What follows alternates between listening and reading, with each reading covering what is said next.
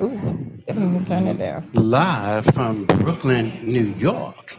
We're at 732 Washington Avenue, home of the professional hairstylists, barbers, and all those good things that we do here in Brooklyn.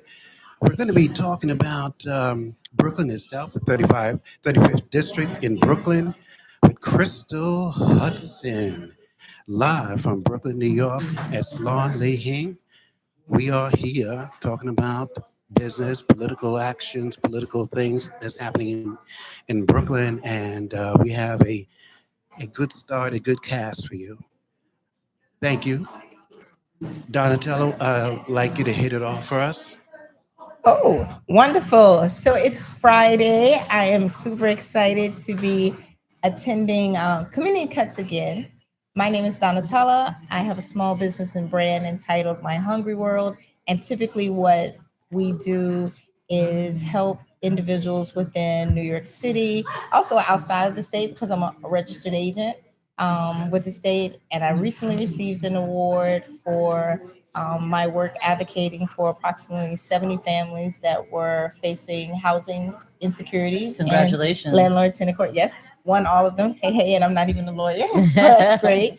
And I also generated $4.3 million in revenue for small businesses in and around New York City. And for me, I'm a fan. So I recently heard you speak at the monthly meeting for June for the AACEO. Right. And I was awestruck when I heard our Attorney General speak so highly about your accomplishments and things of that nature. Yeah, thank you so much. That event was great, and I think there's always an amazing partnership that I have with the Attorney General. She's also one of my predecessors, so she held the seat for District 35 in the City Council years ago, and as she always likes to say, I stand on her shoulders literally and figuratively. Yeah. You said that there, and I was so awestruck. First, it was just a powerful room to be in anyway. But to hear someone who is comfortable with speaking about your passions for the community and also speaking about yourself in that way says a lot. Yeah, thank you. And then just going back to the work that the Attorney General was speaking about, she has laid a lot of groundwork for a lot of the work that I've been able to do in the City Council around deed theft specifically. So she actually made it so that deed theft is now a crime. Yeah. And so what we did in the City Council was we passed a package of legislation specifically around deed theft, protecting longtime homeowners, making sure that agencies like the Department of Finance are required now to notify not just residents or owners of the homes, but also the council members, so that we can then go knock on the door, inquire with somebody directly. If there's been any deed change or change to the deed, then we have the ability now and the information to go and knock on their doors and find out, did you make this change yourself? Did you authorize it? Is it legal? And then flag that for all of the various agencies that would take part in protecting homeowners, longtime homeowners from deed theft. So we couldn't do that work in the City Council without the partnership, the strong partnership of the Attorney General, Tish James, and also our other partners, state legislation in the state legislature, excuse me. And then I know you were talking before about some of the work you do around older adults. Yes. Specifically.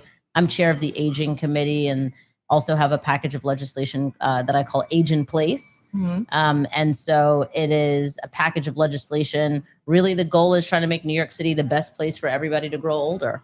We want to make sure that older adults can age safely and with dignity at home, wherever they may be living. We want to make sure that we're addressing any type of housing insecurity. The fastest growing homeless population now is older adults. Right. And that's because, when folks are on a fixed income, they have limited resources. And as rents continue to go up, and that fixed income remains stagnant, we need to make sure that we're doing everything to shore up older adults and all of the resources that they can rely on. One of the bills that I passed in order to do that was to expand eligibility specifically for any older adult over the age of 60 seeking legal representation in housing court. So before, you had to be within a very specific income bracket within the federal poverty line. Right. But we know if people have, a decent retirement savings or pension, they may be above the federal poverty line, but they're still on a fixed income. They still have limited resources, and things may become more difficult as time goes on. And so I've expanded that eligibility to make sure that anybody age 60 and over has access to free legal representation in housing court. I think that is, so I'm a very religious person, and since that, especially after COVID, and I think things happen for a reason. Absolutely. When I was invited to come to Community Cuts and they explained who you were, and I was like, I've seen you before anyway, right? If you're from Brooklyn, who hasn't?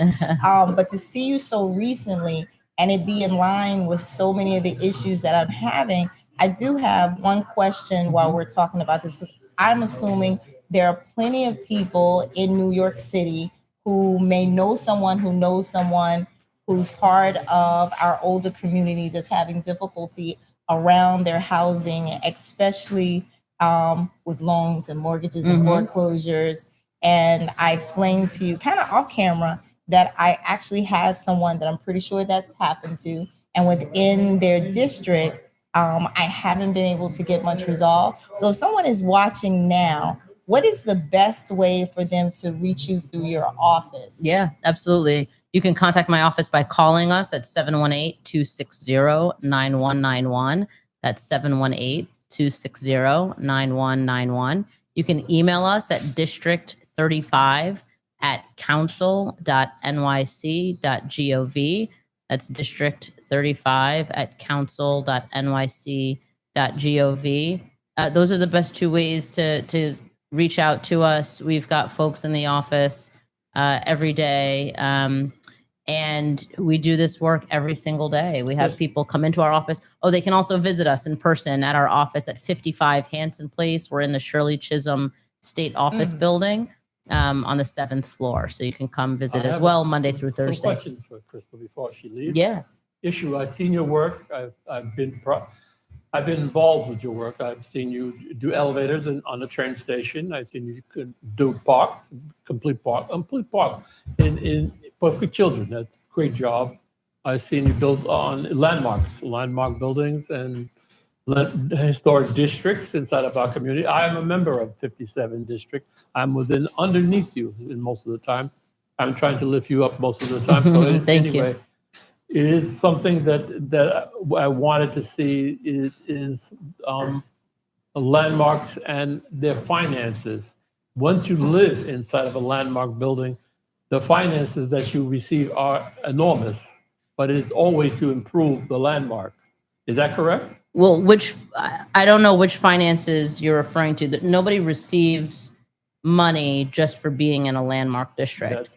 There could be tax, incentives if you're doing specific repairs, things like that. But you don't get money just for being in a landmark building or area. That's important. The issue is the parks that they do have are for children St. James and Lafayette, the park there. The parks between the buildings? There was a park on Lafayette and Washington. Oh, Lafayette okay. and Washington. They set a fire, the lampposts in front of the park. It was a danger. It could have just caught into the trees and burned some children. Right. I called the fire department, and the issue was, please explain it to me carefully. I was pissed off. I'm sure, to say the least. I could bring it to myself to stay calm and not yell at this fireman. But I did say to him, hurry up and get here. Right. And I turned away. The two people next to me said, very good, very good, very good. The fire department came and solved it. But the issue was, it was because of our community council member that the fire department did answer in a speedy and notorious time. It was a big fire. The sewers were on fire, and I just wanted to make you know, because again, the fire department put hands off. Right. They didn't want to say that actually happened. But When was this? Oh, in the summertime last year. Okay. So the children know. They're aware of it. They said there's Ricky, Mr. Ricky, and he called the fire department. It's not a heroic issue. It's about what exactly is answering the alarms for. Right. So Absolutely. That's a problem that I would like you to handle very soon. Yeah, and it's important that we have fast response times from our emergency service professionals and personnel. You know, I think we probably should hire more firefighters, more EMT workers. We should certainly pay the EMT workers a lot more than they're currently receiving. And if they were getting paid, you know, better, then you would have more people who wanted the job, and then you would have shorter response times. So again, the elevator that's being put up for Grant Clausen at the G station. Yeah, that's a good note for the people living in Stuyvesant buildings. Yeah, absolutely, and also that was done in partnership with and with a huge amount of funding also from Congressmember Hakeem Jeffries, the Democratic minority leader. It was procurement from the issue of what do they call that loan that they give out every year, the budgetary loan that comes from Albany that they give out every year to sign. You sign up and you say, this is what our procurement, it passes. Yeah, I know in the city it's discretionary funding that we give, or capital funding depending on the type of project, or discretionary is for services that goes to nonprofits. Thank you for coming. Thank you for having me. All my questions are answered. Okay, well, thank you also for your service and for making sure that our community parks and playground are kept safe. Yep. Thank you. That's huge. I know that you graciously joined us on a very busy Friday, and you have somewhere to be. For the constituents that are listening and anyone else in our borough and the other boroughs, but I'm going to say no other borough is as important as Brooklyn. She didn't say that. What would you like to leave us with your closing statements? Yeah, I originally ran for office after many years of caring for my mother who had Alzheimer's disease. That's how I became an advocate for older adults, and why I was assigned chair of the aging committee. I've been able to do a lot of work supporting older adults specifically. It's the work that I'm extremely proud of and happy to continue doing. I also authored a Black agenda for New York City back in 2021 when I was first running for office. It was the first Black agenda that was ever written. Now everybody seems to have a Black agenda, which is not a bad thing. It's not a bad thing for the record. We want more people to actually have a Black agenda, but really what my Black agenda does is it outlines all the policies, the practices, the laws, the ways in which we know government has worked to the detriment of Black people and Black communities. And so one of the very first pieces of legislation that came out of that was to address the Black maternal mortality crisis. And I always remind people that my Black agenda is meant to be inclusive and not exclusive. So when you actually legislate for the people with the greatest needs, or the people who've been most marginalized or most directly impacted by harm, then everybody benefits. And so the example that I always use is this bill that I passed that mandates the city to provide information and resources about having a doula for everybody in New York City giving birth. And so that benefits not just Black women giving birth, but every person giving birth here in New York City. And so that's some of the work that I've been able to do over the last 3.5 years in the city council. And of course, we have an election coming up, but I would love to be able to continue to do that work with the support of everybody in the neighborhoods of Crown Heights, Prospect Heights, Fort Greene, and Clinton Hill. I'm the only one that's ever delivered anything for the district, for my community, and also for Brooklyn and for New Yorkers. And so I look forward to continuing on that. Well, I'm pretty sure when people go to vote, they are voting on what they know Absolutely is good for them. And if you guys can't take the subtle hint, there's really only one choice. Is your position a ranked choice position as Yes, well? we have ranked choice voting for every election that's for the primary here in New York City. So in for city district- council and for mayor. Right. So in District 35, ranked choice number 1. Yes. Right? Yep. Sitting right in front of you. Let's be clear. Yes. We'll turn that into a sound bite. And there's only a few days left in early voting, which ends on Sunday, and then the primary is Tuesday. Absolutely. I June 24th. voted last Sunday. I do not live in District 35, or I would have voted for you as well. Thank you for voting early. Definitely. And I'm so excited to see it is a huge turnout. Huge turnout. In comparison to 2020. Double the number of voters so far that came out for early voting in 2021. And my district, actually, District 35, is in the top 3 districts for early voter turnout citywide. That is great. So one last thing, ranked choice voting, only one choice for your first in District 35.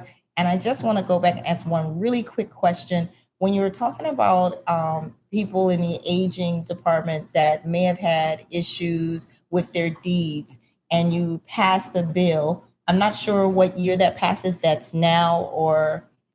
It just passed earlier this year. Okay, so my question is, if a person believes that they have a deed that was taken to them in 2021 or 2020, can they still address that to your office? Yeah, we can always help. I mean, we were helping people before we even passed the law. So people can always reach out. And again, the number is 718-260-9191, or they can come see us at 55 Hanson Place, or they can come through you. You can connect them to me. But yeah, we help people all the time with those types of issues. We have an attorney in our office every Thursday that people can come see. We also have a housing specialist in our office every Wednesday. And that's just additional support to our regular staff. But we have people every day that can help with those types of issues. Excellent. Well, I want to thank you for being here on Community Cuts, and open the mic up to our founder. I don't know if he has some closing words before you leave.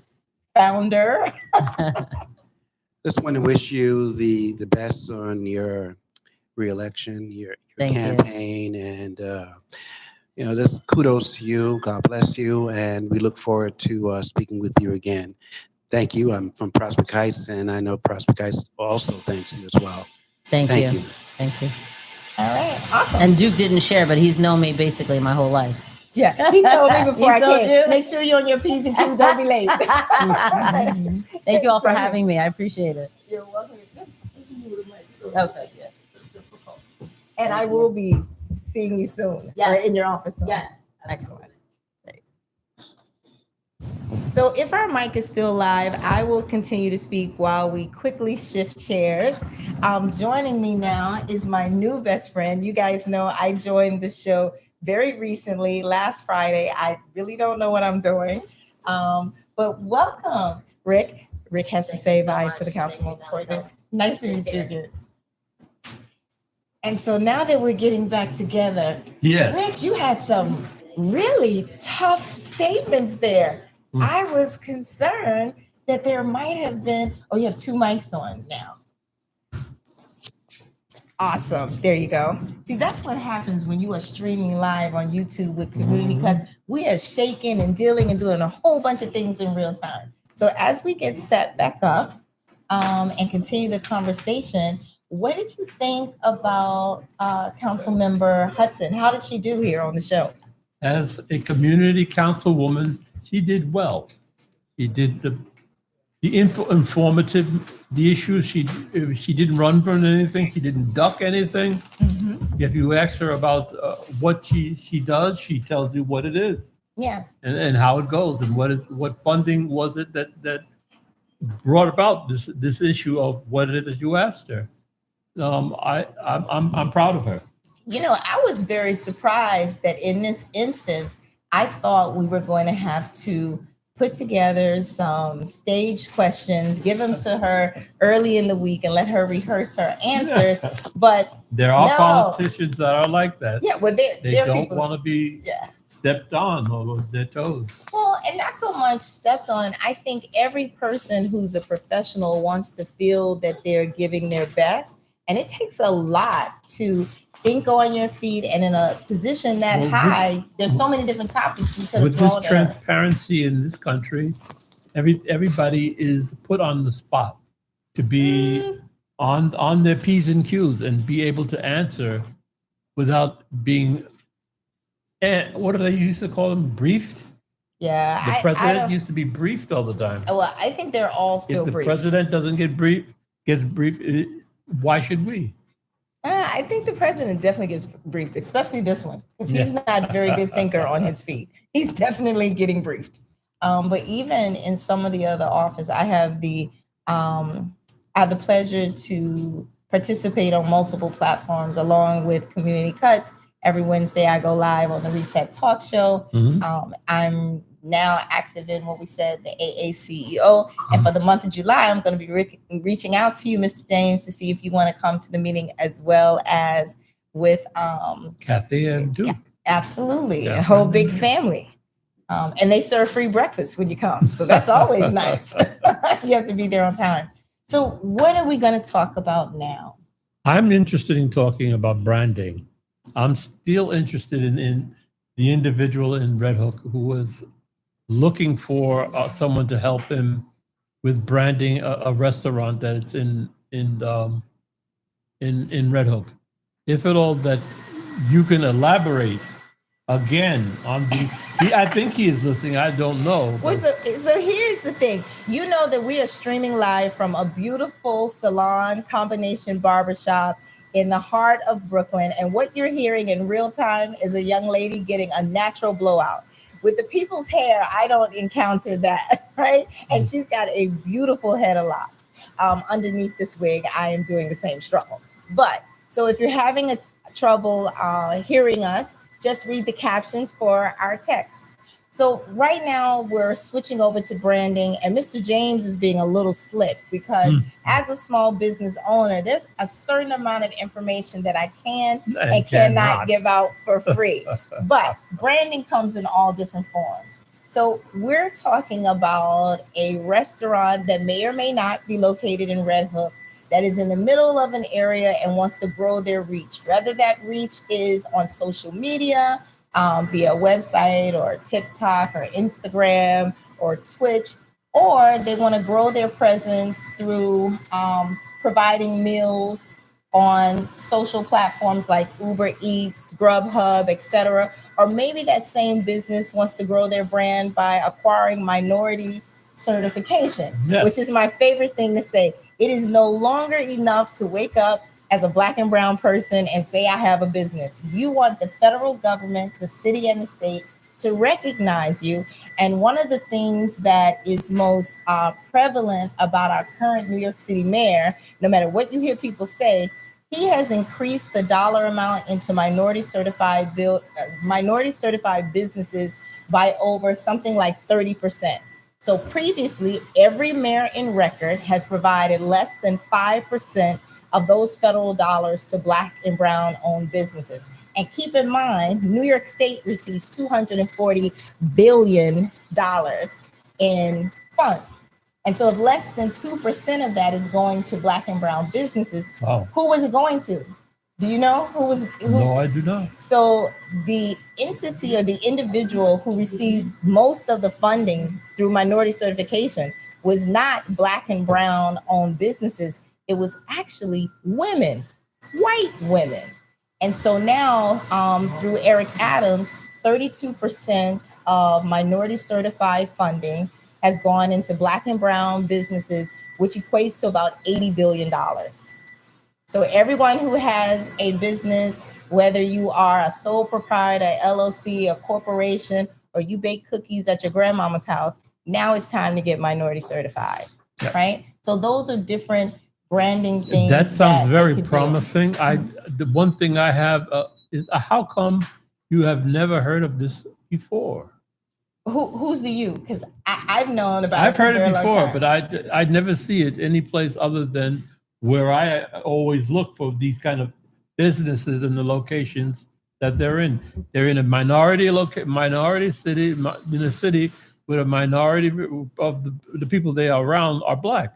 So that's where I hear it most of the time. Well, it's kind of like, and no shade to anyone, but remember they say in a group, you are only as strong as your weakest link. Yeah. So if you surround your people who don't engage in community, meaning they don't know their city council member, they don't know their assembly member, they've never reached out to their senator, they've never taken a trip to Albany to go and state their case or walk on the, I think they're called the magic stairs, $1 million magic stairs. In Albany. In Albany? Yeah, I've done I've done that too. once. I did it during the pandemic I when we did were it fighting. 3 or 4 times. Somebody's showing off, y'all.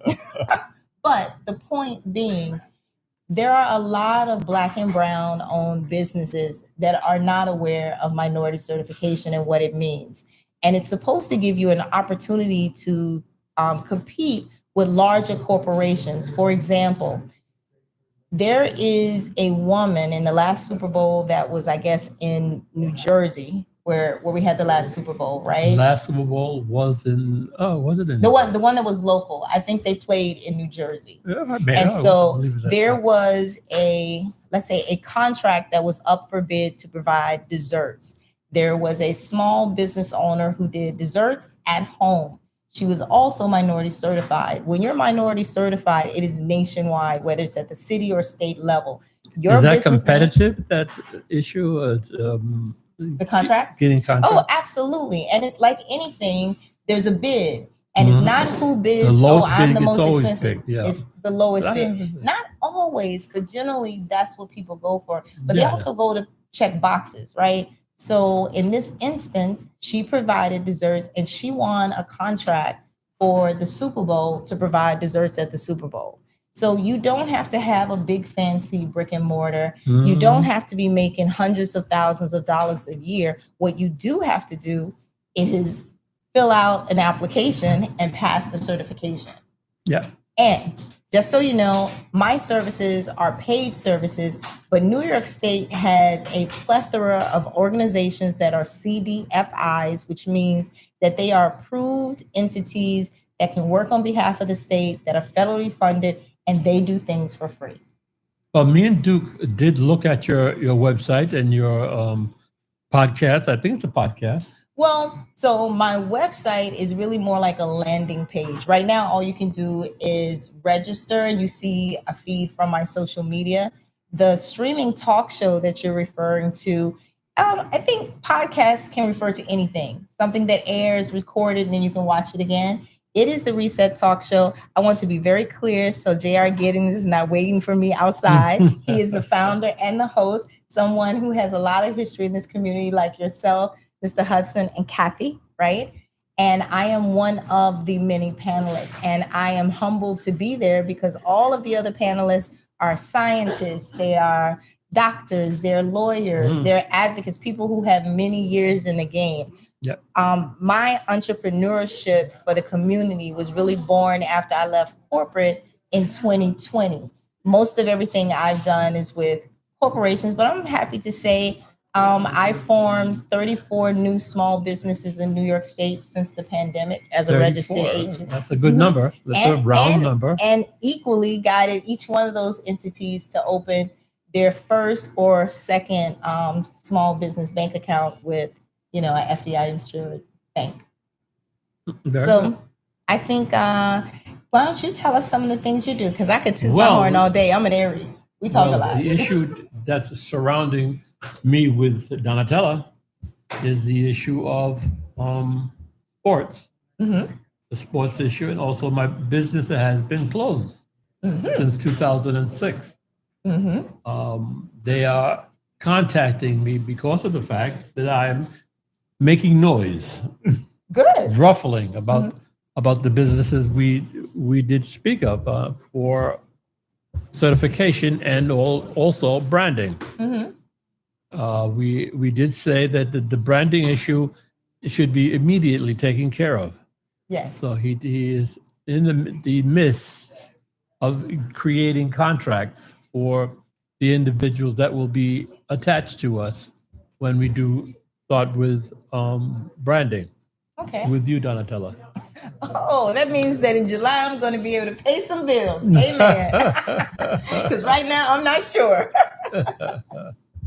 But we are prepared for that. We are prepared for That's that. excellent. And one of the things that I want to remind our small businesses about, or actually our community. You want me to talk louder? Is that what that motion means? Duke is in the back going like this. And it's very hard for me to concentrate to speak lower, but we're living in a very, very aggressive time. And I'm going to ask everyone in New York City and New York State, regardless of your borough, go out and support a small business. Yep. If you normally do your hair at home, find your favorite hairstylist, your favorite barber, walk in. Well, I know guys are real funny about cuts, so maybe they won't be switching up their barbers, and women are the same about our hair. But actively go out and support a small business. Make a purchase in your local bodega, your local small grocery store. Go to a restaurant, even if you just buy a soda. We have millions and millions of people here. And if everybody bought something from a small business every day within their borough, we could ensure that our small businesses would be here in 2026 and 2027. Right. That's about the future. Well, about the future, y'all. And the present, because if this administration actually cuts down Medicaid and does things to further make it difficult with tariffs to buy food. I ordered my groceries before I came here. 15 items. It was $115 on Instacart. Mm-hmm. And I had to rethink what I actually needed to eat or not. And so that's a pretty scary thing, because when you take away a person's nutrition and their food, we will all be out in the streets fighting. There was a time back in the days when there was no food. All the supermarkets with less shelves were empty. Oh, when was that? In the 70s. Oh, okay. There's the empty shelves, the empty bodegas, empty. You had to create whatever it is that you have in your hand for food. Like, how long did that last? A week or two. Really? And what was the trucker strike? The truckers. Oh, the truckers. Well, you know, sanitation and truckers. It was you had to find a place to put your garbage and find a place to eat. So it was a tough time. You mentioned trucking, and I want to ask the audience. You guys can reply when you hear this in the comments.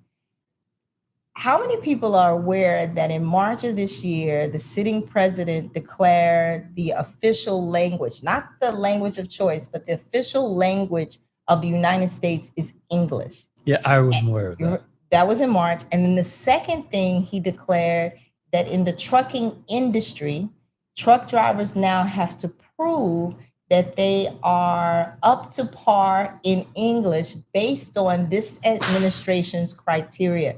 So when you think about it, you think about the trucking industry, you know what truckers look like when they come through your neighborhood and you see them. And if their first language isn't English, we already have a problem with trucking, not having enough trucks on the road as it is.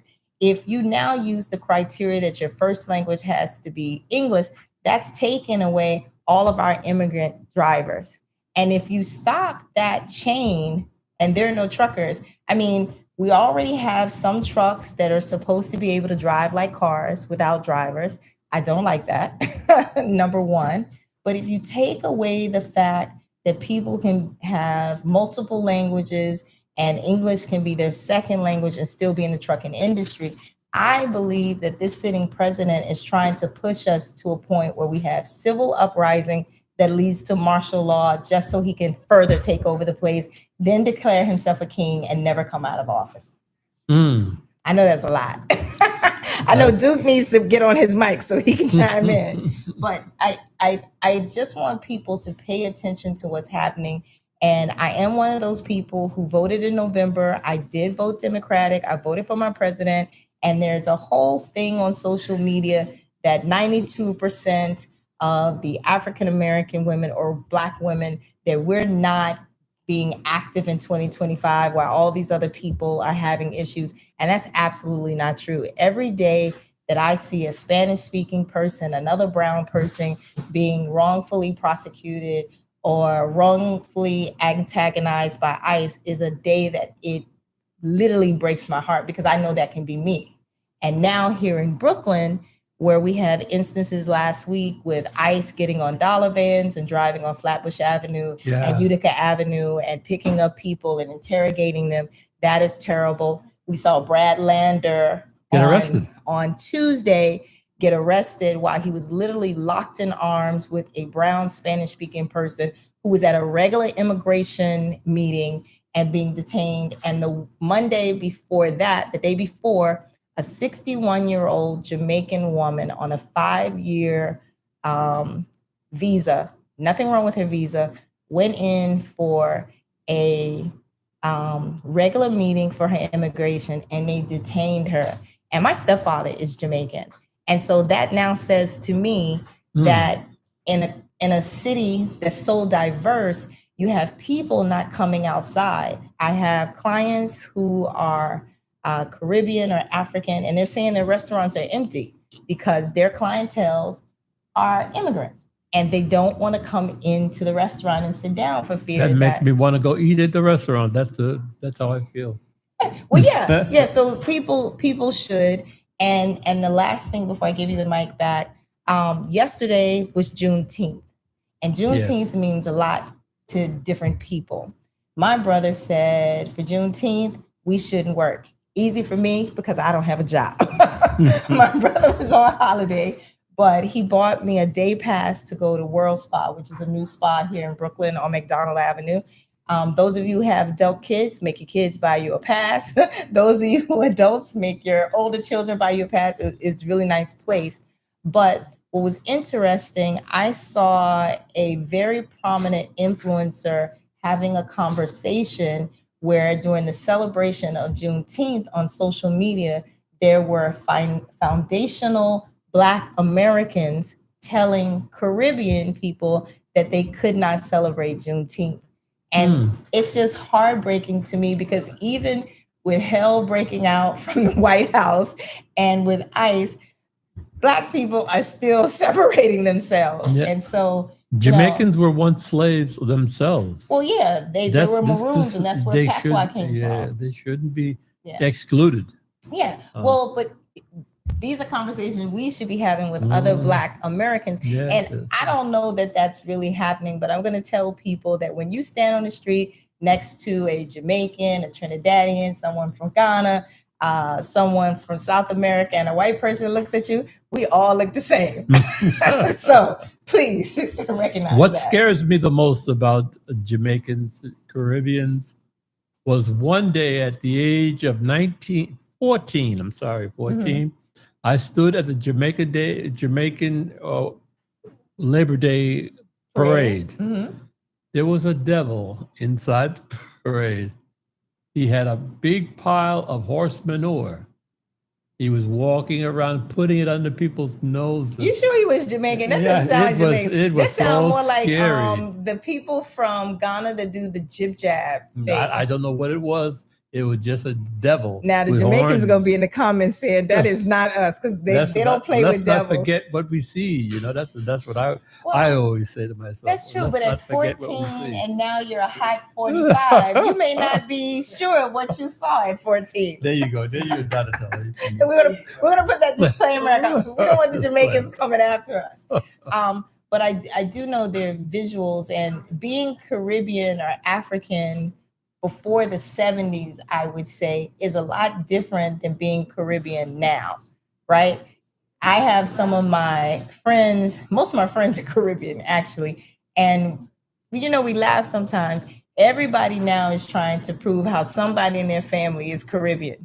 And I'm sure you guys remember back in the day here in New York when Black Americans didn't want anything to do with Caribbeans, Jamaicans. They wouldn't want to drive. They didn't even like to drive down Flatbush Avenue. And now you walk down Flatbush and every Black American has some little twang in our voice talking about our grandmother's cousin's aunt is Caribbean. It's a shame. The more life changes, I guess the more it stays the same. But Duke, what are we going to do now? I feel like we're missing you here. And Kathy, we haven't heard your voice. I know they're tired of hearing mine. Well, I just want to say that I grew up on Bob Marley. Yeah, Bob Marley. Bob Marley. And Bob whether you're Marley. American, Haitian, Jewish, Hebrew, we all love Bob Marley. One love, one people. One love. One He was love, he yeah. was he was it for us. Mhm. And I grew up on Bob Marley. You should come and stand behind us with your mic so they can see you on camera, sir.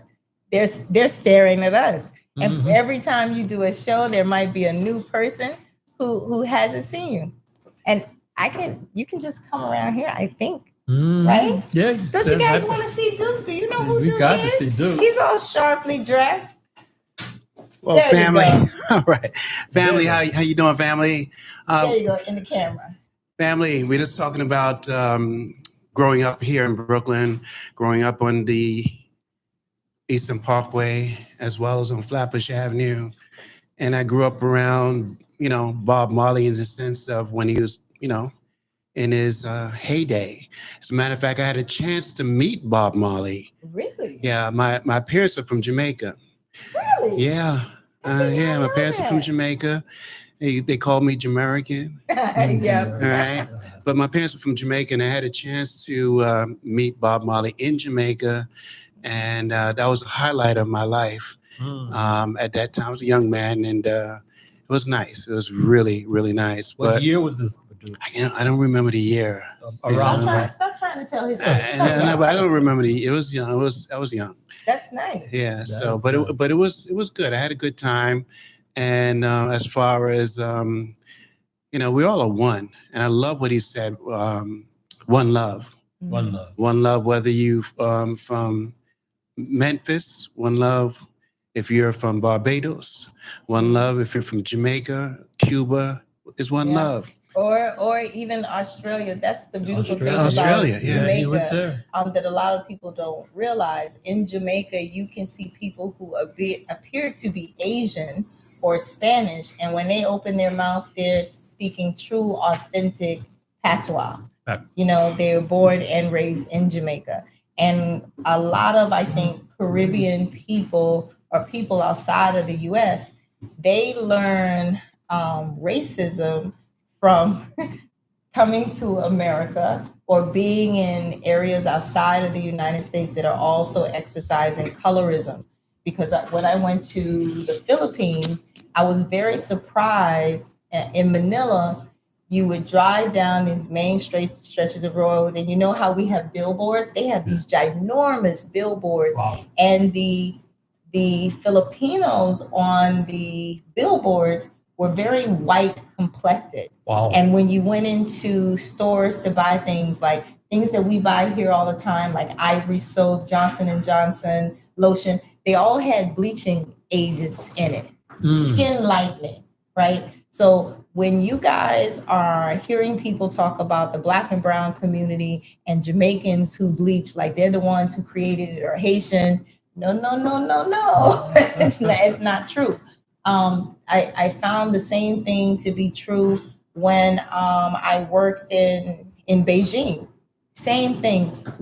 All of these different countries have encountered maybe white soldiers. There's a reference that my mother and my father were telling me about, my stepdad, that the white American soldier was called Joe when he was in Asia, or my parents also worked in Saudi Arabia. And once a brown person interacted with that person and produced a mixed baby which had lighter skin, that baby was then treated better than other babies, kind of like the slave mentality when you have the strong, dark Mandingo on the plantation, and then you have the house people versus the field people, because I'm not going to say that N-word because my mama would get me. And so all of that is not new, but I just hope with shows like this, Community Cuts and other platforms like the Reset Talk Show and the many others, that we can start to forge a sense of unity, because under this administration, we're all going to need to help each other. Yep. I just want to share something with the family. I was doing a LOVE, One Love.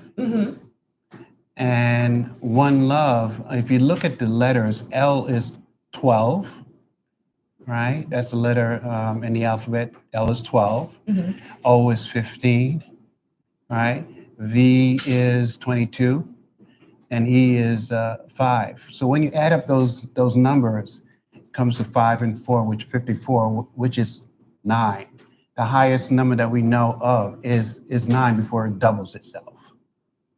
So I thought that was kind of interesting that love is the highest frequency that one can have.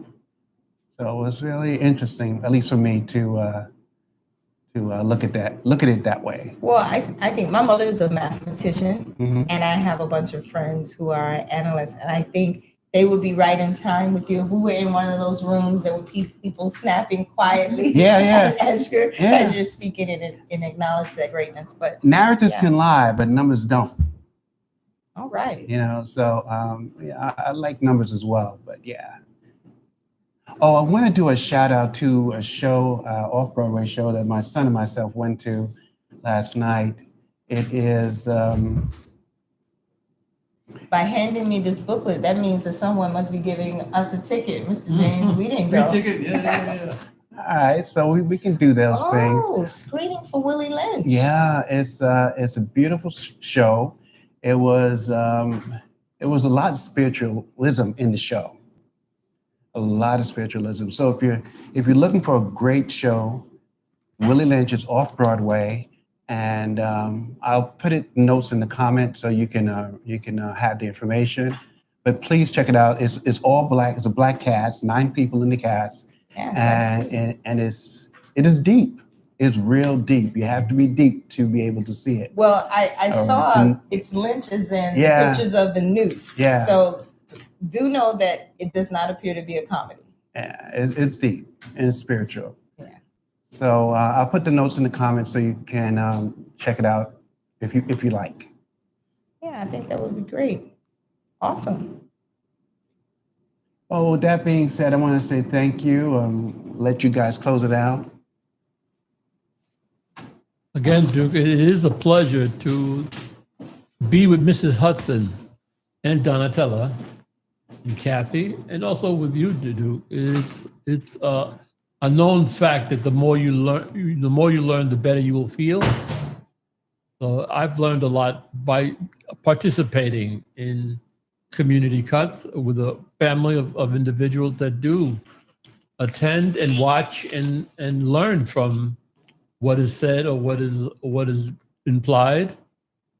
I really think that there is a community that is cutting into the issue of Black business and Black community. Thank you again. I'll pass it on to Donnatella so she can sign off.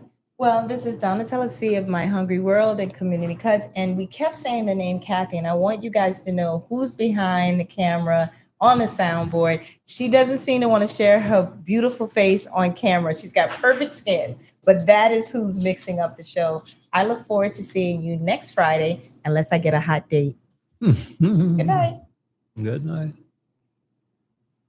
Well, I just want to big ups to Salon Leahing, Winston, and the cast is here. Big ups to them. They're great. If you're looking for a salon that you need to come out to 732 Washington Avenue between Prospect Place and Park Place. Great barbers, great petitions. They're excellent. And like I said, you have to support, recycle your dollars in Black businesses. And this is one that I say, please come out and support. Salon Leahing, 732 Washington Avenue between Prospect Place and Park Place in the heart of Brooklyn.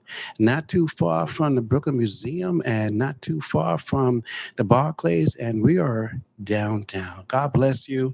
And thank you for tuning in to Community Cuts. God bless you. Thank you, family.